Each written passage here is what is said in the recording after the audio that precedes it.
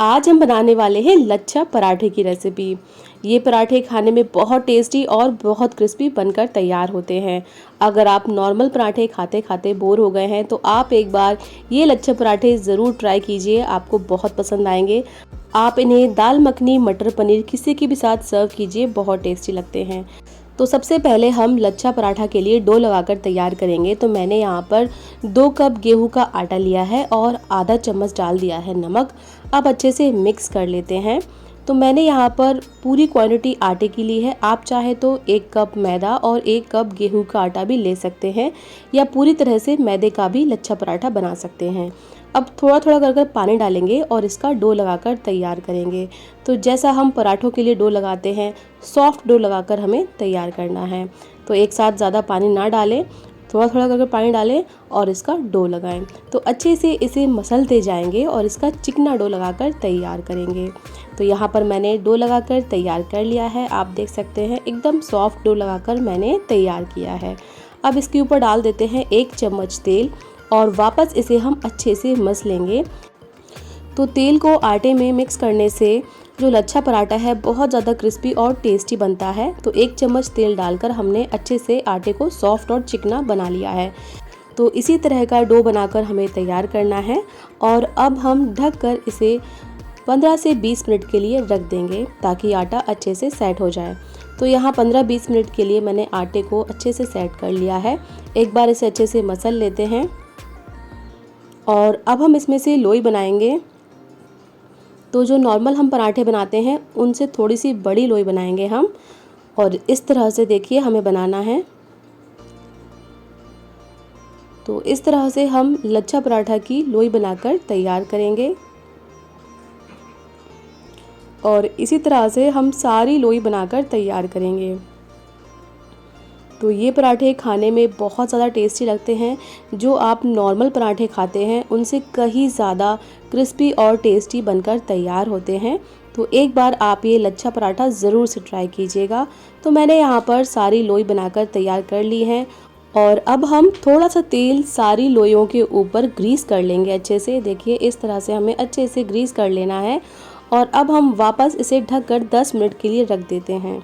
अब 10 मिनट के बाद देखिए ये जो लोई हैं अच्छे से सेट हो गई हैं और अब हम इनसे पराठे बना लेते हैं।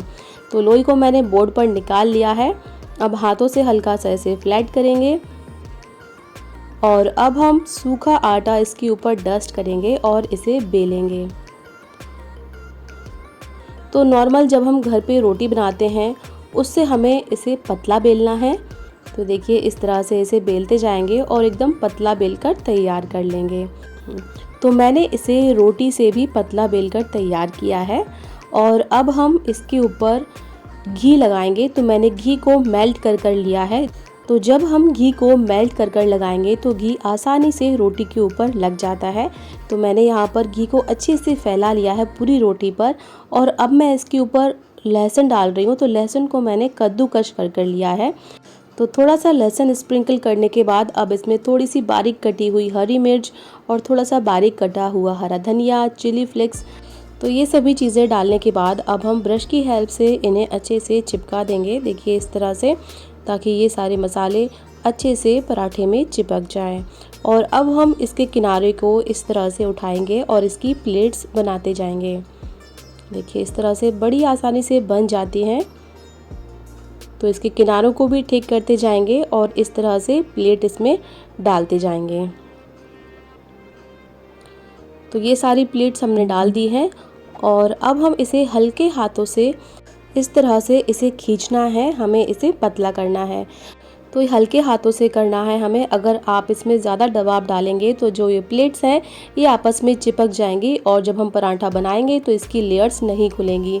तो हल्के हाथों से ही देखिए इस तरह से मैंने इसे पतला कर लिया है। और अब हम इसकी लोई बनाएंगे। तो देखिए इस तरह से इसे घुमाते जाएंगे और एंड को इसके नीचे से दबा देंगे और ये देखिए ये लोई बनकर तैयार है। और इसी तरह से मैंने 2 लोई बनाकर तैयार कर ली हैं और अब हम इन्हें बेलेंगे। तो पहले हाथों की हेल्प से इसे हम पतला कर लेंगे देखिए इस तरह से इसे हल्के हाथों से दबाते हुए इसे मैंने पतला कर लिया है और अब मैं इसे बेलन की हेल्प से बेलूंगी।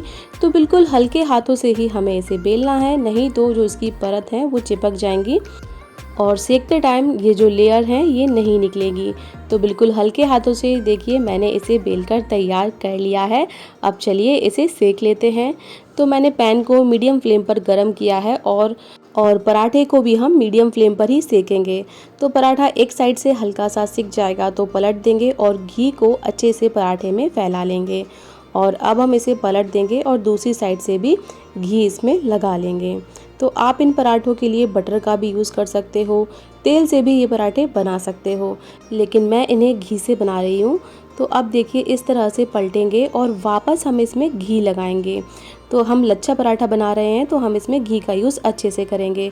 तो जैसे जैसे ना ये सिकता जाएगा इसकी लेयर्स खुलती जाएंगी। तो देखिए मैं इसमें अब दोबारा से घी लगा रही हूँ और अब पलटकर इसे दोनों साइड से अच्छे से सेकेंगे जब तक कि इसकी लेयर्स ना निकलने लगें। और गैस की फ्लेम को मीडियम रखेंगे ताकि पराठा अच्छे से सिक जाए, कच्चा ना रहे। तो ये देखिए इसकी लेयर्स बहुत अच्छे से निकल कर आई हैं और जो ये लच्छा पराठा है ये बनकर तैयार है। ये देखिए बहुत अच्छे से इसकी लेयर्स निकल कर आई हैं और ये पराठा सिक कर तैयार है। इसे निकाल लेते हैं और इसी तरह से सारे पराठे सेक कर तैयार करेंगे। तो अब इसे निकाल लेते हैं। तो एकदम क्रिस्पी और टेस्टी लच्छा पराठा बनकर तैयार है। आप इन पराठों को दाल मखनी, मटर पनीर या बटर चिकन के साथ भी सर्व कर सकते हैं, बहुत ज़्यादा टेस्टी लगते हैं। वीडियो पसंद आई हो तो लाइक शेयर कमेंट ज़रूर से कीजिएगा। चैनल पर पहली बार आए हैं तो प्लीज़ सब्सक्राइब कीजिएगा। और देखिए जैसे ही हम इसे तोड़ रहे हैं तो इसकी एक एक लेयर निकल कर आ रही है। तो ट्राई ज़रूर कीजिएगा, बहुत पसंद आएगा।